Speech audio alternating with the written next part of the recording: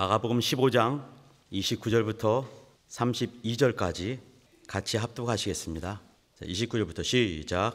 지나가는 자들은 자기 머리를 흔들며 예수를 모욕하여 가로되, 아하, 성전을 헐고 사흘에 짓는 자여, 내가 너를 권하여 십자가에서 내려오라 하고, 그와 같이 대제사장들도 서기관들과 함께 희롱하며 서로 말하되, 저가 남은 권하였으되 자기는 구원할 수 없도다.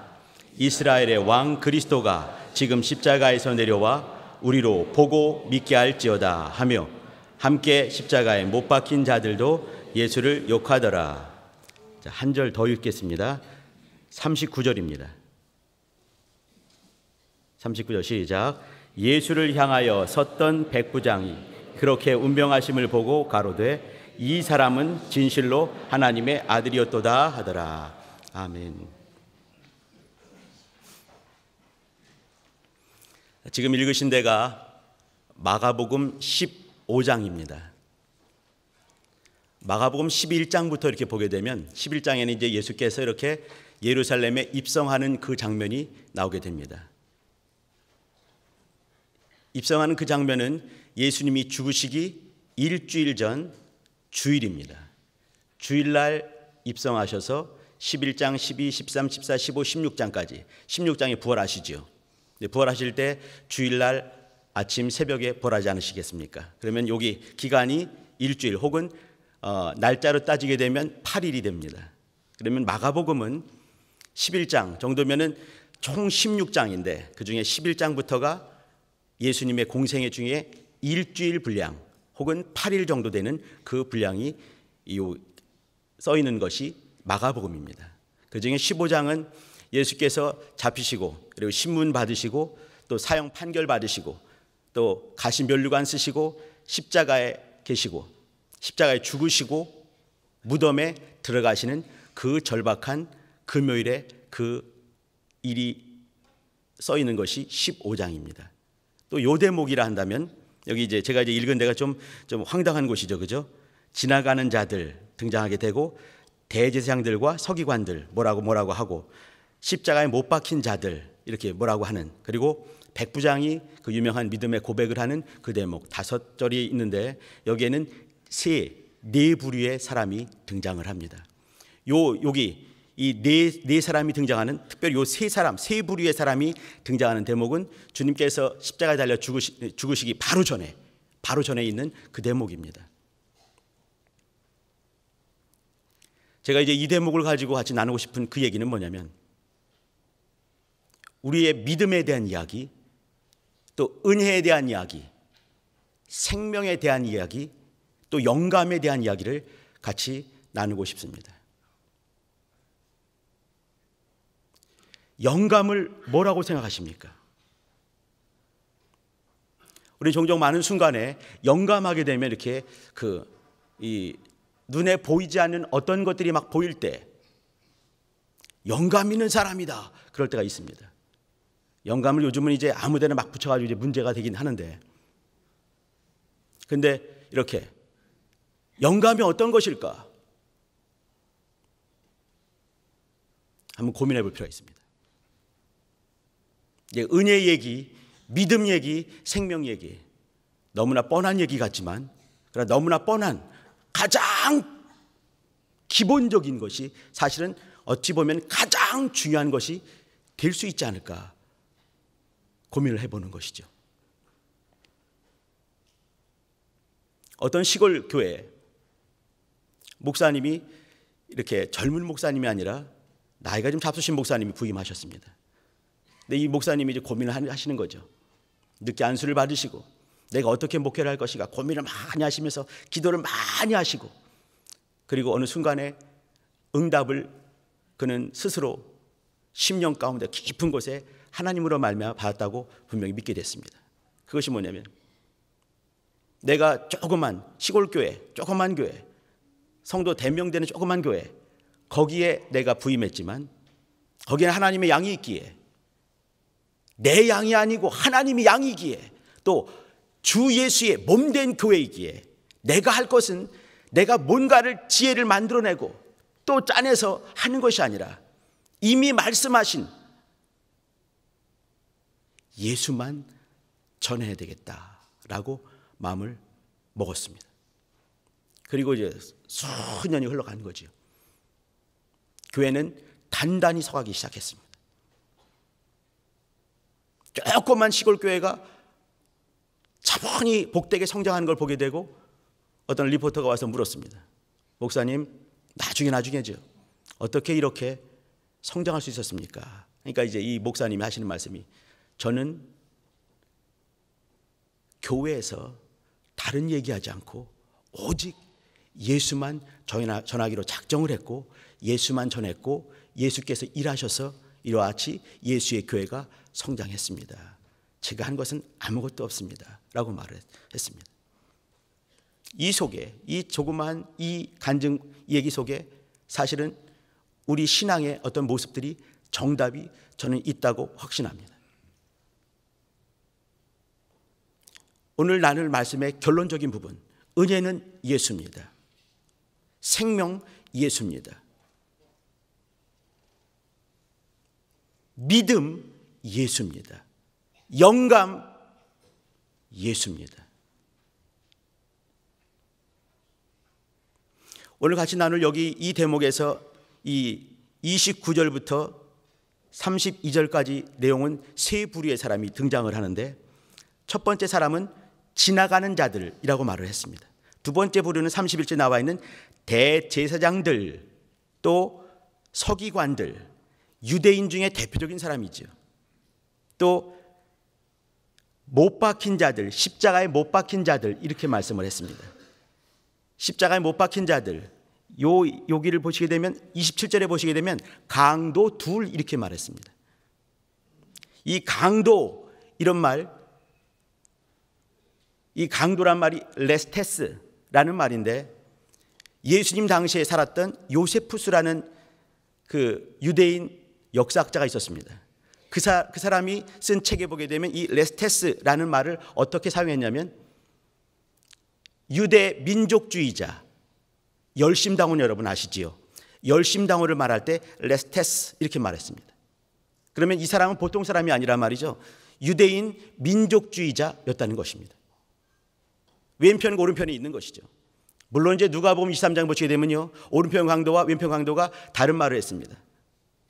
마지막 순간에 희롱하는 말을 한 사람이 있었는가 하면 그렇지 않게 믿음에 말한 사람이 있는 것이죠. 근데 여기는 십자가에 못 박힌 자들도 예수를 욕했다 이렇게 했습니다. 이 두 개가 충돌되는 거죠. 그죠? 하나를 보게 되면 어떤 강도는 좋은 말을 했는데 그 사람 얘기는 없네. 근데 오해하지 마시기 바랍니다. 성경은 말이죠, 꼼꼼히 보시면 답이 다 있게 마련입니다.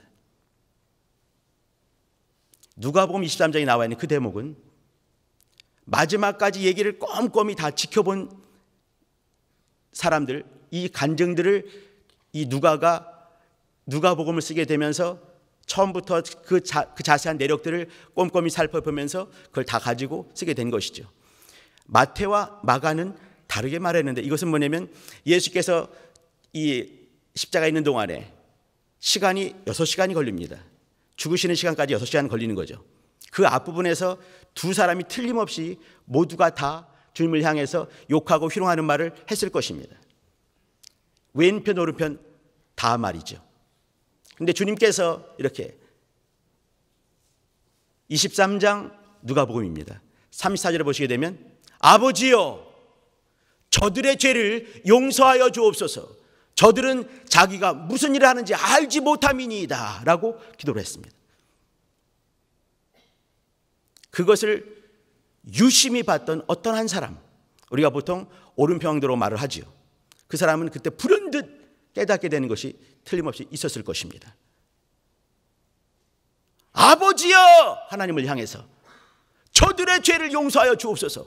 주님을 죽이시는 바로 그 사람들을 향해서 기도하는 그 대목을 보면서 어떤 한 사람은 회개하게 되는 것이에요. 하게 되면서 그 유명한 마지막 고백을 하게 되는 거죠. 주여, 당신의 나라에 임하실 때 저를 기억해 주세요. 그 사이에 6시간 만에 회개한 어떤 사람이 있는가 하면 그렇지 못한 어떤 사람이 있는 것이죠. 마가복음과 마태복음 보실 때는 여기 이렇게 마지막 순간에 회개한 어떤 사람의 모습이 담기지 않는 것으로 보시면 맞을 것 같습니다. 아무튼 우리가 이제 같이 나누고 싶은 얘기, 이 앞에 있는 세 사람의 지나가는 사람들 그 얘기와 대제사장과 서기관들 두 번째 부류와 세 번째 부류 강도 얘기가 있습니다. 이 세 사람들, 이 세 부류들은 유대인 그룹입니다.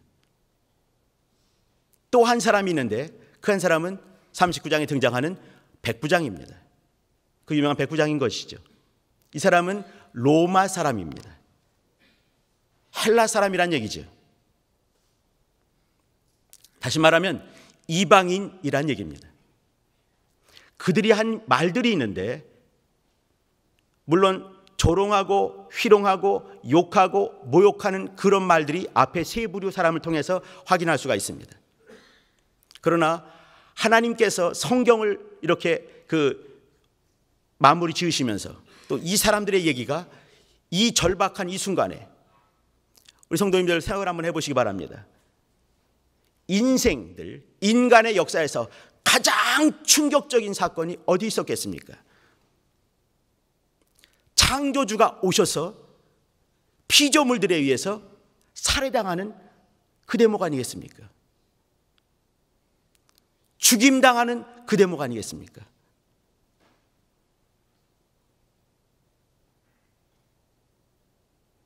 자기를 지으신 그 주인을 향해서 처참하게 모욕하는 그 대목들, 희롱하는 그 대목들, 욕하는 그 대목 아니겠습니까? 그때 어떤 사람들, 어떤 유대인들은 희롱하는 말, 모욕하는 말, 욕하는 말들을 하지만 그 말들까지라도 우리는 유심히 잘 살펴볼 필요가 있습니다. 왜 그러겠습니까? 성경에 쓰여있기 때문에 그렇습니다. 성경에 어떤 말도 그냥 있는 것이 없습니다. 농담 같은 말이라 할지라도 그냥 있는 것이 없는 것이에요.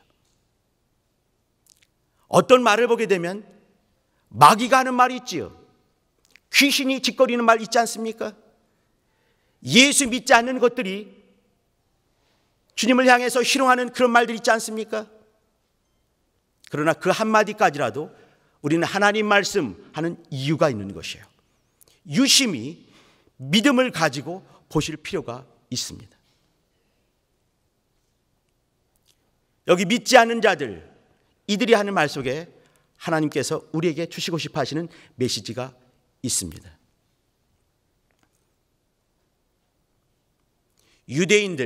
당시에 유대인들이 갖고 있는 신앙에 깊이 들어갈 수 없는 치명적인 몇 가지가 있습니다.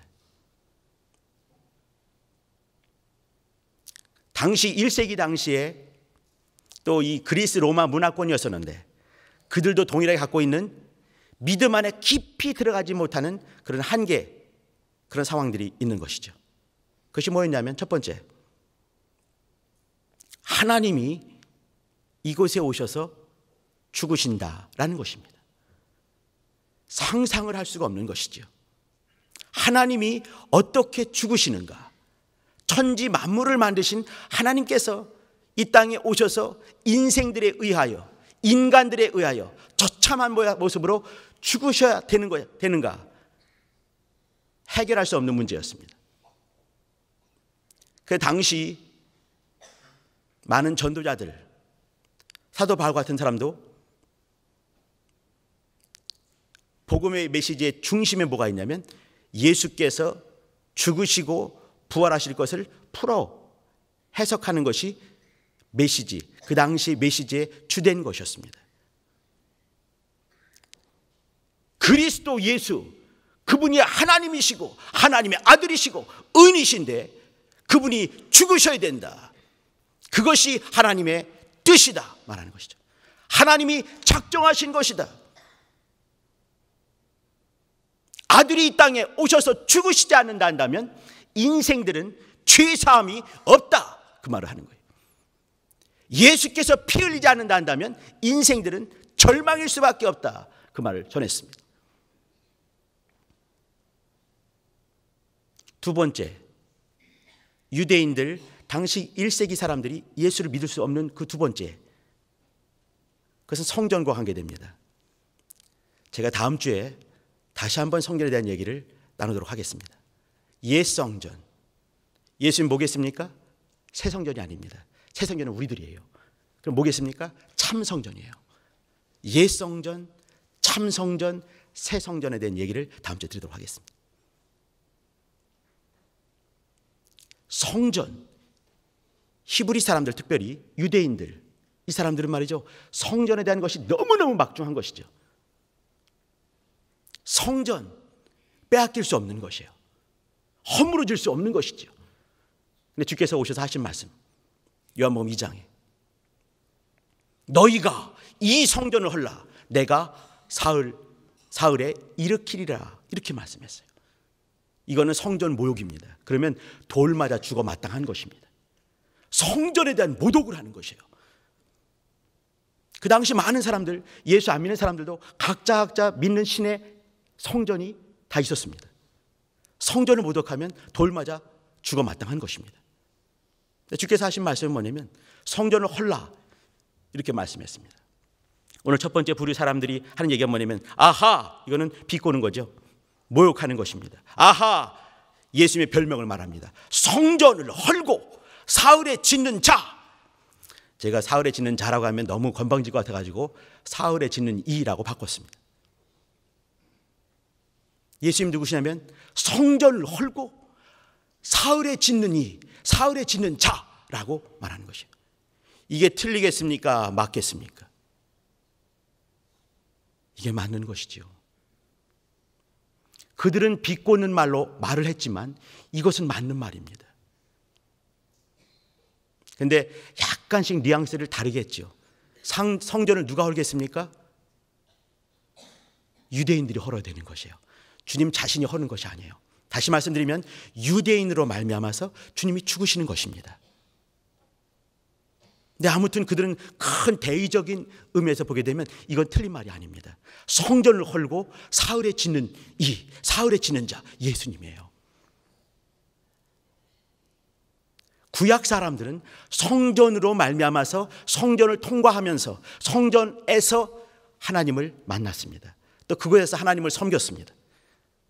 그런데 이제는 예수께서 그 성전을 허시고 육체가 죽으시는 거죠. 죽으시고 부활하신 이후에는 그 옛 성전이 아니라 참 성전 안에 들어가서 우리가 새 성전 되면서 하나님을 섬길 수가 있는 것입니다. 이것이 복음인 거예요. 이것이 진리인 것이에요. 지금부터 9,000년 전에 있었던 여리고 성이 여호수아라는 사람, 그와 이스라엘로 말미암아 깡그리 부서지는 것처럼 성은 부서지기 위해서 존재한 것입니다. 여리고 성은 부서지기 위해서 존재한 것입니다. 그림자와 같은 성전, 그 성전은 예수로 말미암아 부서지기 위해서 존재한 것입니다. 다시 말씀드리겠습니다. 참 성전 대신 예수 그리스도 이 땅에 오셔서 죽으시러 오신 것입니다. 왜 그렇습니까? 인생들을 위해서 그렇습니다. 인생들을, 귀신의 집 밖에 될 수 없는 인생들을 새 성전 되게 하기 위해서 성전으로 오셨고, 또 그 성전, 예전에 있던 옛 성전이 다 부서져야 되는 것처럼 참 성전이신 예수님께서 죽으시러 이 땅에 오신 것입니다. 인생들의 죄를 해결하시고 아들로 말미암지 않고는, 예수로 말미암지 않고는 아버지께로 갈 수가 없기에 우리는 예수로 말미암아 아버지께로 갈 수 있는 그 길을 가야 될 터인데, 그렇게 하기 위해서 예수께서는 참 성전으로 오셨고 또 허물어지기 위해서 이 땅에 오셨습니다. 그것이 우리의 믿음인 것이죠. 그것이 우리의 생명입니다. 제가 다음 주 다시 한번 말씀드리겠지만 예수님의 상한 육체, 예수님의 상한 몸, 그것이 우리의 믿음입니다. 그것이 우리의 은혜가 되는 것이에요. 영감이 무엇인가? 여기 이와 같은 지나가는 사람이 말한 성전을 헐고 사흘에 짓는 자여 했을 때 그 속에서 예수를 발견할 수 있는 것이 영감입니다. 지나가는 자, 이 말은요, 골고다 언덕은 예루살렘 성전은 문들이 여러 가지 문이 있습니다.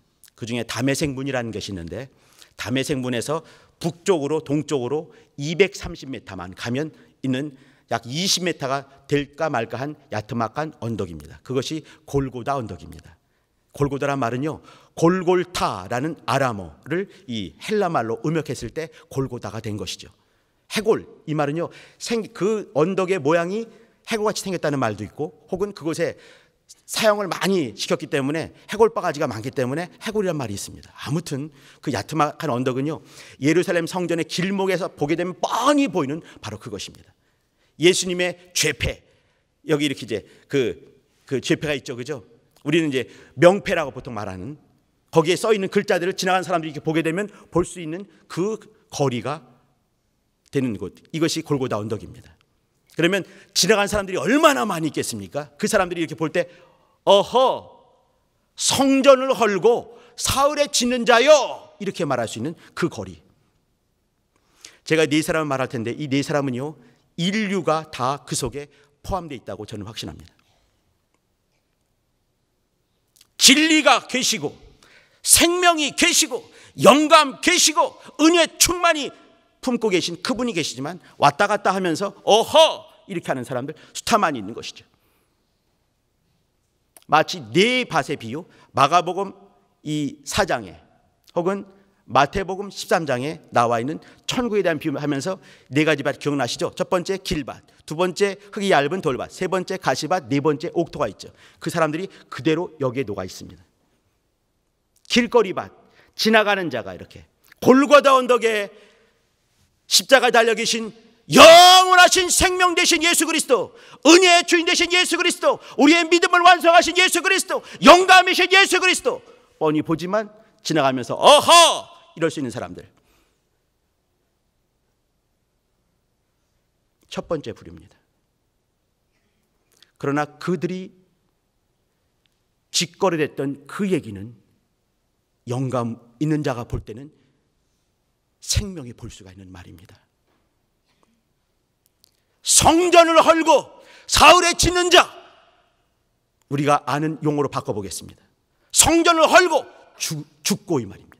사흘에 짓는 자, 부활하신 이 성전을 헐고 사흘에 짓는 자 예수 아니겠습니까? 죽고 부활하신 예수. 한번 해보시죠. 시작. 죽고 부활하신 예수. 여러분이 지금 입술로 고백한 바로 그분이, 성전을 헐고 사흘에 짓는 바로 그분이 우리의 생명이고 우리의 믿음이고 우리의 은혜가 되고 우리의 영감이 되시는 바로 예수 그리스도, 우리의 주인 되신 분이십니다. 길거리에서 이렇게 지나다니다가 여러 번 뻔히 보일 수 있는 바로 그곳에 있지만, 어허라고 이렇게 모욕하는 말을 하고 있지만, 그분은 죽으시러 오신 것이에요. 예수님의 죽으심 몇 가지로 말할 수 있겠죠, 그죠? 하나님의 목적을 이루시는 죽음이었습니다. 하나님께서 보내실 때, 또 예수께서 오실 때 죽고 사시는 것을 계명으로 갖고 오셨습니다. 하나님 아버지의 계명이었어요. 마가복음 8장에 나오는 것처럼 나는 기록된 대로 가거니와 이렇게 했습니다. 성경의 기록, 예수께서 죽으신다, 하나님이 죽으신다, 아들이 죽으신다, 그리스도가 죽으신다, 메시아가 죽으신다. 성경에 이사야서 등장을 하죠, 그렇죠? 스가랴서 등장하게 하고, 그러나 그것을 볼 수 있는 눈이 없는 것이에요. 아, 메시아가 죽으시는구나, 그리스도가 죽으시는구나, 나를 위해서 죽으시는구나, 내 진원 같은 주원 같은 그 죄를 위해서 죽으시는구나, 안 보이는 것이죠. 영감 다른 얘기나 툭툭 하고, 영감은 예수께만 관계된 것입니다. 인생과 관계된 것이 영감이 될 수가 없는 것이.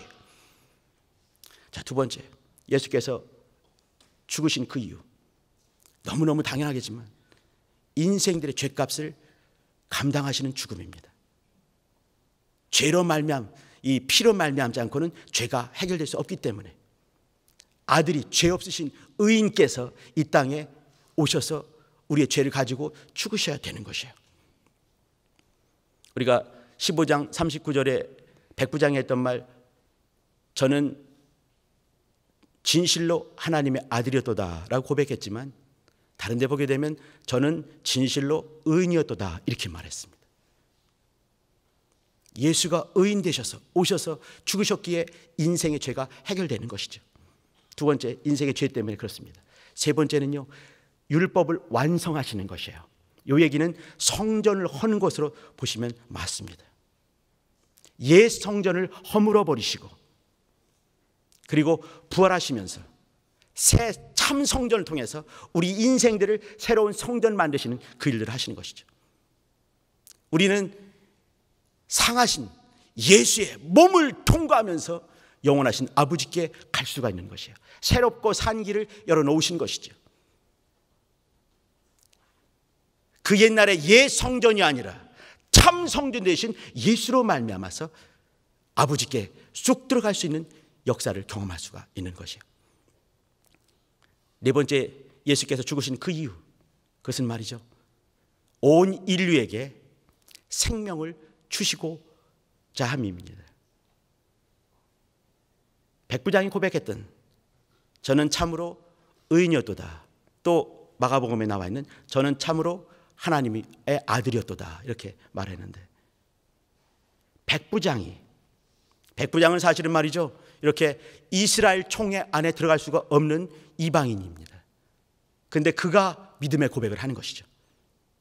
마가가 15장에 39절에 써놓은 그 이유는 뭐냐면, 하나님께서도 이와 같이 기록해 하신 그 이유는 뭐냐면, 백부장, 모든 이 히브리 사람들, 지나가는 자들 히브리 사람들입니다. 대제사장과 서기관들 히브리 사람입니다. 강도 둘 히브리 사람입니다.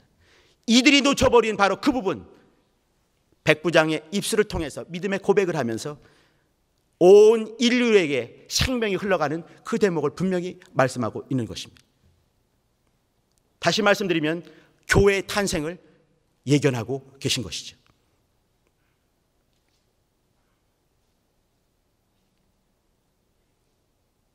두 번째 부류 한번 보십니다. 두 번째 부류, 대제사장과 서기관들입니다. 이들이 이제 하나님의 아들을 희롱하고 있죠, 그죠? 그리고 이제 그가 그렇게 말합니다. 저가 남은 구원하였으되, 이렇게 말합니다. 그게 뭐겠습니까? 다른 사람들을 구원하는 것, 물론 이제 이렇게 먹이신 얘기들, 병 고친 얘기들, 죽은 자 살린 얘기들, 이거 다 통으로 털어서 얘기했을 것입니다. 저가 남은 구원하였으되, 요 얘기가 희롱하는 말이지만 맞겠습니까? 틀리겠습니까? 당연히 맞는 것 아니겠습니까?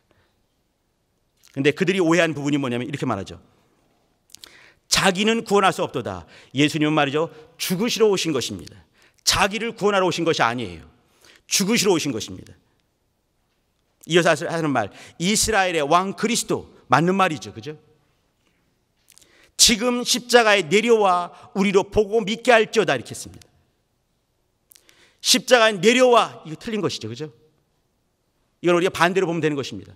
예수께서 말이죠, 십자가에 오르시기 위해서 이 땅에 오신 것입니다. 십자가에 오르시고 목숨을 내어놓으시고 피를 내어놓으시고 물과 피를 다 쏟으시고 육체 몸을 찢으시고 우리 인생들을 구원하시는 그 일들을 하기 위해서 오신 것입니다. 그리고 우리로 그것을 보고 믿는 것이 아니죠. 어떻게 믿겠습니까? 하나님의 감동하심으로, 하나님이 주신 그 믿음으로 말미암아서 성령의 감동함을 통해서 믿으라고 하신 것이에요. 여기 그들이 하는 말, 그러나 또 믿게 할지어다 했는데, 그들은 갖고 있는 이 믿음의 방법들이 있는 것이죠. 대제사장들과 서기관들이 갖고 있는 신학적인, 유대 신학적인 그 믿음의 방법이 있습니다. 근데 그것이 아니란 얘기예요. 그들은 지금 이 희롱하는 말을 하면서 자신의 신학 얘기를 툭툭 하고 있는 것입니다. 건방이 하늘을 찌르고 있는 대목이죠. 그들은 지금 종교 얘기를 하고 있는 것입니다. 이것이 믿음 아니겠느냐? 이것이 구원 아니겠느냐? 하나님의 아들이라며. 그러나 하나님께서는 하나님의 일을 하나님의 방법대로 진행을 하십니다. 그 하나님의 방법이 뭐냐면 아들을 십자가에 죽게 하시는 것이에요. 물과 피를 다 쏟게 하시는 것입니다. 그리고 그 십자가에서 우리 인생들, 새 성전되는 인생들의 믿음을 완성하시는 것입니다. 우리가 갖고 있는 그 믿음은 뭐냐면 하나님께서 계획하시고 아들께서 이루시고 성령께서 우리에서 보증하시는 바로 그 믿음이에요. 예수님의 상하신 그 육체, 상하신 몸을 통과하는 그 믿음입니다. 그것이 우리의 믿음이고 그것이 우리의 영감이 되는 것이, 우리의 생명이 되는 것입니다. 여기 세 번째 부류의 사람들, 여기 십자가에 못 박힌 자들도 예수를 욕하더라 했습니다. 여기 누가복음 23장에 보게 되면 그렇게 말씀을 했습니다. 내가 그리스도가 아니냐. 요거는 이제 우리가 흔히 말하는 왼편에 있는 강도가 이렇게 말하는 것이죠. 내가 그리스도가 아니냐. 너와 우리를 구원하라. 이렇게 말했습니다. 이 속에서 이제 살고 싶어하는, 구원받고 싶어하는 그 인생들의 어떤 절박한 모습 이제 뻔히 보이지요. 그럼에도 불구하고 우리를 살리러 오신 그 예수를 보지 못하는 눈 가린 그 사람이 또 보이지요. 우린 예수께서 이렇게 죽으시는 그 대목을 보게 되면서 예수님이 하신 그 일들을 다시 한번 이 마음 가운데 리마인드 할 필요가 있을 것 같습니다. 죽고 부활하신 예수, 그거죠. 첫 번째. 두 번째는 십자가에서 구원을 이루시는 예수, 그걸 볼 수가 있습니다. 세 번째, 마지막입니다. 우리의 믿음을 완성하신 예수를 볼 수 있어야 되는 것이에요. 이 세 부류의 사람들, 길거리 밭에 있는 그 씨, 혹은 흙이 얇은 돌밭, 대제사장과 서기관들, 나름대로 이렇게 종교적인 교리를 만들어내고 신학을 짓거리고 있지만 정작 믿음을 드리고 역사하고 그분을 믿어드려야 될 바로 그분 앞에서 건방이 하늘을 찌른 그 대목, 흙이 얇은 돌밭 볼 수가 있습니다. 또 가시밭 보이시죠? 내가 그리스도가 아니냐, 너와 우리를 구원하라, 이렇게 말한 사람이 있는가 하면 네 번째 옥토가 있습니다. 다시 한번 39장을 한번 봐주시기 바랍니다. 한번 읽어보시죠. 시작. 예수를 향하여 섰던 백부장이 그렇게 운명하심을 보고 가로되 이 사람은 진실로 하나님의 아들이었도다 하더라. 여기 예수를 향하여 섰던 이렇게 말했습니다. 첫 번째 부류 사람은요, 이렇게 지나가던 자들 이렇게 말했습니다. 여기 이제 예루살렘 성 사람들이 얼마나 많이 왔다 갔다 하겠습니까? 거기서 지나가는 사람들이 이렇게 뻔히 보고 어허 이렇게 하는 사람들, 지나가는 사람들이 있는 것이죠. 또 그 십자가를 향하여서 서 있는 사람들이 있습니다. 서 있으면서 뭐 하냐면 서로가 얘기를 하는 거죠. 십자가 앞에 서 있으면서 서로 사람끼리 얘기하면서 신학적인 것을 건방지게 논하고 있는 사람들이 보입니다. 절박한 가운데 십자가에 달려 있으면서 마지막 몇 시간 남지 않은 바로 그 대목에서도 주님을 욕하는 자들이 있습니다. 가시밭에 있는 사람들인 것이죠. 그런데 이때 예수를 향하여 이런 사람이 있어요. 예수를 향하여 섰던 백부장, 이렇게 운명하심을 보고 이렇게 말했습니다. 아까 여기 그 대제사장들과 서기관들 어떻게 말했습니까? 네가 십자가에서 내려와라, 그래서 우리가 그것을 보고 믿게 하라, 이렇게 말했습니다. 똑같이 보는 장면이 있지만 어떤 사람은 이렇게 그걸 보길 원하는 거죠. 이렇게 하면 내가 믿겠다. 이게 믿음은 그것이 아니에요. 하나님의 뜻대로, 하나님의 방법대로, 하나님의 진행하심대로 믿는 것이 우리의 일입니다. 믿음이 무엇이겠습니까? 예수입니다. 근데 이렇게 하면 우리가 보고 믿겠다, 이렇게 했습니다. 근데 주님께서는 주님의 일을 하시고 하나님께서 하나님의 일을 하셔서 이렇게 믿음을 완성케 하시는 것이죠. 근데 그때 어떤 사람은 그렇게 죽으시는 것을 보고 믿음의 고백하는 사람이 있는 것이에요. 백부장입니다. 옥토밭이 될 수가 있는 것이죠. 우리 성도님들,